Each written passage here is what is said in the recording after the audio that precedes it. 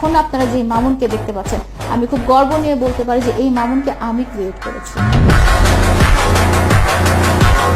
মামুনের সোশ্যাল মিডিয়াতে তার ফেস ভ্যালু একটা ছিল কিন্তু সেটা এই স্টেজে ছিল না। সেটা যেই স্টেজে ছিল সেটা সবাই জানে। রাস্তাঘাটে মার খাইতো, কোন জায়গায় মার খেতো না, রাস্তাঘাটে গিয়ে ও বলে তো যে লায়লার জন্য সম্মানহানি হয়েছে। ওর সম্মানটা কোথায় ছিল?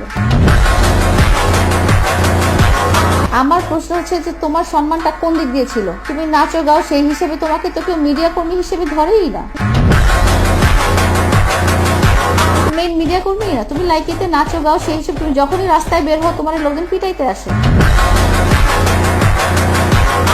তোমার দেখতে আসে যে তোমার এই অদ্ভুত চুলের কালার, অদ্ভুত ছিঁড়া প্যান্ট, অদ্ভুত স্টাইলিং এর এইসব মানুষ যখন চিড়িয়াখানায় চিড়িয়া দেখতে আসে সেভাবেও তোমাকে দেখতে আসে। এটাকে তুমি যদি বলো যে সম্মান, তাহলে আমার সম্মানের সংজ্ঞাটাই তাহলে ভুল।